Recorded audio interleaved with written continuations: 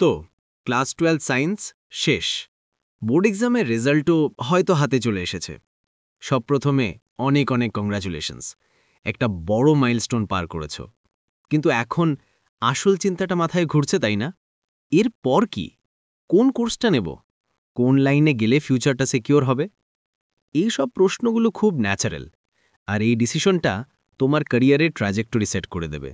তাই চলো আজ আমরা সিস্টেমেটিক্যালি দেখে নেব 12 সায়েন্সের পর তোমাদের সামনে কি কি অপশনস খোলা আছে, কোন কোর্সের কি পসিবিলিটিস। সবার আগে তোমার সাবজেক্ট কম্বিনেশনটা বুঝতে হবে। মোটামুটিভাবে দুটো মেইন রাস্তা আছে। একটা হচ্ছে পিসিএম, মানে ফিজিক্স, কেমিস্ট্রি আর ম্যাথমেটিক্স। এটাকে আমরা নন মেডিকেল স্ট্রিমও বলি। আর অন্যদিকে আছে পিসিবি, মানে ফিজিক্স, কেমিস্ট্রি, বায়োলজি, যেটা মেডিকেল স্ট্রিম হিসাবে পরিচিত। অনেকে আবার 4টে সাবজেক্টই রাখে, পিসিএমবি। ওদের জন্য দুটো রাস্তাই খোলা থাকে। তো যদি ধরি তুমি পিসিএম গ্রুপে পড়ছো, তাহলে তোমাকে ইঞ্জিনিয়ারিং, টেকনোলজি, কম্পিউটার সায়েন্স এই ধরনের ফিল্ডগুলো অ্যাট্রাক্ট করবে। প্রাইমারি প্রফেশনাল কোর্সগুলো হলো বিটেক বা বিই, বিআর্ক, বিসিএ এই রকম। On the other hand, PCB গ্রুপের ফোকাস থাকে medicine, health care, life sciences, pharmacy, মানে এমবিবিএস, বিডিএস, বিফার্ম, নার্সিং এই সব ধরনের কোর্স। আর পিসিএমবি আগেই বললাম, দুটো দিকেই যাওয়ার ফ্লেক্সিবিলিটি পায়। এবার আসি সেই সব প্রফেশনাল কোর্সের কথায় যেগুলোর ডিমান্ড এখন সবচেয়ে বেশি। প্রথমে পিসিএম ফোকাসের কথা বলি। এর জন্য আমাদের দেশে জেইই এর মতো কম্পিটিটিভ এন্ট্রান্স এক্সাম দিতে হয়। লিস্টের টপে অবশ্যই ইঞ্জিনিয়ারিং, বিটেক বা বিই। এটা একটা 4 ইয়ার আন্ডার গ্র্যাজুয়েট প্রোগ্রাম। এখানে সায়েন্টিফিক আর ম্যাথমেটিক্যাল প্রিন্সিপালসগুলো ইউজ করে প্র্যাকটিক্যাল প্রবলেম সলভ করা হয়। কিন্তু ইঞ্জিনিয়ারিং মানে তো শুধু একটা বিষয় না, এর মধ্যে অনেক স্পেশালাইজেশনস আছে। সবচেয়ে সট আফটার ব্রাঞ্চ হলো কম্পিউটার সায়েন্স আর ইঞ্জিনিয়ারিং বা CSE. Software development, algorithms, computing systems সব কিছু এর মধ্যে পড়ে। এরপরই আসছে নতুন সুপারস্টার, আর্টিফিশিয়াল ইন্টেলিজেন্স বা এআই আর data science. Machine learning, big data analysis, intelligence systems বানানো, বুঝতেই পারছ ফিউচারটা কিন্তু এখানে। তারপর আছে ইলেকট্রনিক্স অ্যান্ড কমিউনিকেশন ইঞ্জিনিয়ারিং বা ইসিই। ইলেকট্রনিক সার্কিটস থেকে শুরু করে কমিউনিকেশন সিস্টেমস, এমবেডেড সিস্টেমস সব কিছু নিয়ে কাজ করা হয়। মেকানিক্যাল ইঞ্জিনিয়ারিংও একটা কোর ব্রাঞ্চ। গাড়ি থেকে শুরু করে রোবটিক্স, যে কোনো মেকানিক্যাল সিস্টেমের ডিজাইন, ম্যানুফ্যাকচারিং, অ্যানালিসিস এর মধ্যে পড়ে। আর সিভিল ইঞ্জিনিয়ারিং, যেটা আমাদের চারপাশের ইনফ্রাস্ট্রাকচার বানায়, বড় বড় বিল্ডিং, ব্রিজ, রাস্তা সবই সিভিল ইঞ্জিনিয়ারদের হাত দিয়ে তৈরি। জব প্রবাবিলিটির কথা বললে ইঞ্জিনিয়ারিংয়ে এটা খুবই হাই। খাস করে সিএসই আর এআই ডেটা সায়েন্সের গ্র্যাজুয়েটরা সবচেয়ে ভালো স্টার্টিং স্যালারি পায়, আর তাদের গ্লোবাল মোবিলিটিও অনেক বেশি। Software engineer, data analyst, design engineer, rules অনেক। ইঞ্জিনিয়ারিংয়ের পর আসি আর্কিটেকচারে, মানে বিআর্ক। এটা একটা 5 ইয়ার প্রফেশনাল ডিগ্রি। এখানে আর্ট, সায়েন্স আর টেকনোলজির একটা সুন্দর ব্লেন্ড ঘটে। বিল্ডিং আর ফিজিক্যাল স্ট্রাকচার ডিজাইন করা হয়। এর জন্য নাটার মতো এন্ট্রেন্স এক্সাম দিতে হয়। ক্যারিয়ার হিসেবে লাইসেন্সড আর্কিটেক্ট, আরবান প্ল্যানার বা ইন্টেরিয়ার ডিজাইনার হওয়া যায়। জব প্রবাবিলিটি খুব ভালো। এরপর আছে বিসিএ বা ব্যাচেলর অফ কম্পিউটার অ্যাপ্লিকেশনস। এটা একটা 3 ইয়ার নন ইঞ্জিনিয়ারিং প্রোগ্রাম। যারাই কম্পিউটার অ্যাপ্লিকেশনস, সফটওয়্যার ডেভেলপমেন্ট বা প্রোগ্রামিং ইন্টারেস্টেড, তাদের জন্য এটা একটা ভালো অপশন। বিসিএকে বলা হয় এমসিএ, মানে মাস্টার অফ কম্পিউটার অ্যাপ্লিকেশনসের স্টেপিং স্টোন। এরপর ওয়েব ডেভেলপার, সফটওয়্যার টেস্টার এরকম রোলস পাওয়া যায়। এবার চলে আসি পিসিবি গ্রুপের দিকে। হেলথ কেয়ার সেক্টরের কোর্সগুলো নিয়ে আলোচনা করি। এখানে অ্যাডমিশনের জন্য আমাদের দেশে সবচেয়ে বড় এক্সামগুলোর একটা নিট ক্লিয়ার করতে হয়। সবার প্রথমে যে নামটা আসে সেটা হলো এমবিবিএস, মেডিসিন অ্যান্ড সার্জারি। এটা একটা খুব ডিমান্ডিং 4.5 বছরের একাডেমিক কোর্স। তারপর 1 বছরের কম্পালসারি ইন্টার্নশিপ। অ্যালোপ্যাথিক ডক্টর হওয়ার প্রাইমারি ডিগ্রি এটা। জব স্কোপ এক্সেলেন্ট আর স্টেবল। তুমি জেনারেল প্র্যাকটিশনার হিসেবে প্র্যাকটিস করতে পারো, অথবা এমডি বা এমএস করে স্পেশালিস্ট হতে পারো। সার্জন, কার্ডিওলজিস্ট, পিডিয়াট্রিশিয়ান যা হবে সেটা একটা হাইলি রেসপেক্টেড কেরিয়ার হবে, with high financial rewards. MBBS ছাড়াও অ্যালাইড মেডিকেল সায়েন্সে অনেক ভালো অপশনস আছে, যেমন ব্যাচেলর অফ ডেন্টাল সার্জারি বা বিডিএস। এটা একটা 5 ইয়ার কোর্স ডেন্টিস্ট হওয়ার জন্যে। প্রাইভেট প্র্যাকটিস বা হসপিটালে জব সিকিউরিটি খুব ভালো। তারপর ব্যাচেলর অফ ফার্মাসি বা B.Pharm, এটা একটা 4 ইয়ার কোর্স। ওষুধ তৈরি, টেস্টিং, ডিস্ট্রিবিউশন নিয়ে পড়াশোনা। ফার্মাসিস্ট, ড্রাগ ইন্সপেক্টর বা ফার্মাসিউটিক্যাল ইন্ডাস্ট্রিতে রিসার্চ সায়েন্টিস্ট হওয়ার সুযোগ আছে। ডিমান্ড খুবই বেশি। BSc নার্সিং, একটা 4 ইয়ার প্রোগ্রাম। রেজিস্টার্ড নার্স হওয়া যায়। শুধু দেশে নয়, বিদেশেও এর অনেক ডিমান্ড। আর ব্যাচেলর অফ ফিজিওথেরাপি বা BPT, ইন্টার্নশিপ সহ 4.5 বছরের প্রোগ্রাম। ফিজিওথেরাপিস্ট হওয়া যায়। স্পোর্টস, রিহ্যাবিলিটেশন বা প্রাইভেট ক্লিনিকে এর বিশাল ডিমান্ড। কিন্তু সবাই যে প্রফেশনাল কোর্সেই যাবে এরকম তো কোনো মানে নেই। অনেকেই রিসার্চ বা একাডেমিক্সে যেতে চায়। তাদের জন্য রেগুলার বা বেসিক সায়েন্স কোর্সগুলো হচ্ছে পারফেক্ট লঞ্চিং প্যাড। এগুলো 3 ইয়ার আন্ডারগ্র্যাজুয়েট কোর্স।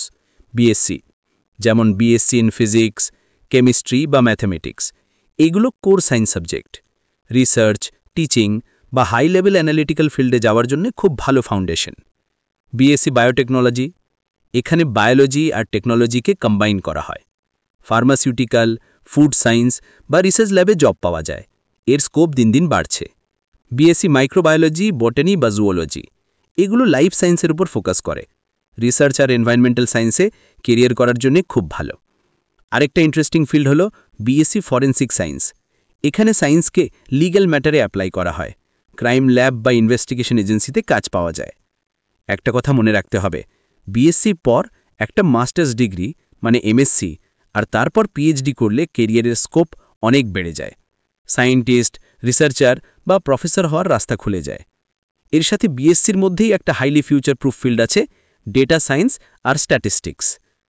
লার্জ ডেটা সেটকে কালেক্ট করা, অ্যানালাইজ করা, ইন্টারপ্রেট করা, এর উপরই ফিউচার ইন্ডাস্ট্রি নির্ভর করছে। এর job probability extremely high. Data analyst, statistician বা বিজনেস ইন্টেলিজেন্স স্পেশালিস্টের মতো রোলসগুলো গ্লোবাল মার্কেটে মোস্ট ইন ডিমান্ড জব। তোমার সায়েন্স ব্যাকগ্রাউন্ড আছে মানে শুধু যে সায়েন্সের ফিল্ডেই আটকে থাকতে হবে তা নয়, তোমার অ্যানালিটিক্যাল স্কিল তোমাকে অন্য ফিল্ডেও অনেক এগিয়ে রাখবে। এবার কিছু ইন্টারডিসিপ্লিনারি অপশান দেখা যাক, যেমন ব্যাচেলর অফ বিজনেস অ্যাডমিনিস্ট্রেশন বা BBA, এটা একটা 3 ইয়ার কোর্স। PCM বা PCMB স্টুডেন্টদের জন্য ভালো। এরপর একটা MBA করে নিলে ম্যানেজমেন্ট ফিল্ডে দারুণ কেরিয়ার হতে পারে। ল মানে আইনের পড়াশোনা, ইন্টিগ্রেটেড 5 ইয়ার কোর্স হয়। BA LLB বা BBA LLB। সায়েন্স স্টুডেন্টদের একটা বড় অ্যাডভান্টেজ আছে এখানে, খাস করে পেটেন্ট অ্যাটর্নি হিসেবে। এভিয়েশন, যাদের পাইলট হওয়ার স্বপ্ন, তারা কমার্শিয়াল পাইলট লাইসেন্স বা BSc অ্যাভিয়েশন করতে পারে। হাই ইনভেস্টমেন্ট লাগে, কিন্তু জব প্রসপেক্টও হাই। আর ডিজাইন, BDS, এটা একটা 4 ইয়ার কোর্স। যেসব সায়েন্স স্টুডেন্টদের মধ্যে ক্রিয়েটিভিটি আছে তাদের জন্য এটা দারুণ field. UI UX designer, product designer, এই ফিল্ডগুলোতে লজিক আর ক্রিয়েটিভিটির পারফেক্ট ব্লেন্ড দরকার হয়। তো এ তো কোর্স নিয়ে কথা বললাম, কিন্তু আসল প্রশ্ন হচ্ছে 2025 আর তারপর জব মার্কেটটা ঠিক কেমন থাকবে। কিছু হাই গ্রোথ সেক্টরের কথা বলি। প্রথমে information technology and computing. Digital transformation, AI, cloud কম্পিউটিংয়ের জন্যে এর ডিমান্ড কমবে না। Software developer, data scientist, cyber security এক্সপার্টদের স্যালারি আর স্কোপ দুটোই ভালো। তারপর হেলথ কেয়ার আর ফার্মা। আমাদের ageing population, global health crisis, এই সবের জন্যে স্পেশালিস্ট ডক্টর, বায়োটেকনোলজিস্ট, ক্লিনিক্যাল রিসার্চারদের চাহিদা সব সময় থাকবে। কোর ইঞ্জিনিয়ারিংও পিছিয়ে নেই, খাস করে রিনিউয়েবল এনার্জি, অটোমেশন, ইনফ্রাস্ট্রাকচার ডেভেলপমেন্টের জন্যে মেকানিক্যাল, সিভিল বা এনভায়রনমেন্টাল ইঞ্জিনিয়ারদের প্রয়োজন হবে। কিন্তু একটা বিষয় বুঝতে হবে, শুধু একটা ডিগ্রিতেই কাজ হবে না। হাই জব প্রবাবিলিটির কিছু কি আছে। Number 1, skills over degree. তোমার ডিগ্রি তোমাকে ইন্টারভিউ অবধি নিয়ে যাবে, কিন্তু জবটা পাবে তোমার স্কিলসের জন্যে। প্রোগ্রামিং ল্যাঙ্গুয়েজ যেমন পাইথন, আর, জাভা বা ডেটা অ্যানালিসিস টুলস, এগুলো শেখা খুব দরকার। আর নাম্বার 2, কন্টিনিউয়াস লার্নিং। টেকনোলজি খুব ফাস্ট চেঞ্জ হচ্ছে, আজ যেটা রেলিভেন্ট কাল সেটা আউটডেটেড হয়ে যেতে পারে, তাই সবসময় নিজেকে আপস্কিল করতে হবে। আর number 3, soft skills, communication, team work, critical thinking, এগুলো ছাড়া কোনো বড় কোম্পানিতে বা কোনো প্রফেশনাল রোলে সাকসেস পাওয়া খুব মুশকিল। সবশেষে একটাই কথা বলবো, তোমার জন্যে সবচেয়ে বেস্ট কোর্স সেটা নয় যেটার পোটেনশিয়াল স্যালারি সবচেয়ে বেশি। তোমার জন্যে বেস্ট কোর্স সেটাই যেটা তোমার অ্যাপটিটিউড, মানে তুমি যেটাতে ভালো, তোমার প্যাশন, মানে যেটা করতে ভালোবাসো, আর মার্কেট ডিমান্ড, এই 3টে জিনিসকে একসাথে মেলাতে পারবে।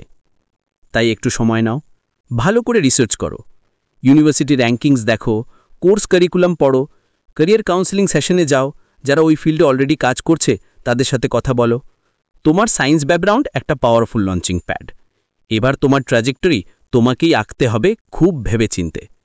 এই আলোচনাটা যদি তোমার ক্যারিয়ার পাথ বেছে নিতে একটুও সাহায্য করে থাকে, তাহলে পডকাস্টটাকে একটা লাইক দিতে ভুলো না, যাতে তোমার মতো আরও স্টুডেন্টের কাছে এটা পৌঁছতে পারে। আর অবশ্যই সাবস্ক্রাইব বাটনটা প্রেস করে নোটিফিকেশন বেলটা অন করে নিও, তাহলে ফিউচারে কোর্স রিভিউ বা ক্যারিয়ার অ্যাডভাইসের কোনো ইম্পর্ট্যান্ট ইনফরমেশন তোমার মিস হবে না। তোমরা কমেন্ট করে জানাও নেক্সট কোন স্পেসিফিক কোর্স বা ক্যারিয়ার পাথ নিয়ে আরও ডিটেলড ইনফরমেশন চাইছো। তোমাদের কমেন্টগুলোই আমাদের পরের এপিসোডের টপিক ঠিক করবে। তোমাদের সববার জার্নির জন্যে অনেক শুভেচ্ছা। Keep aiming high.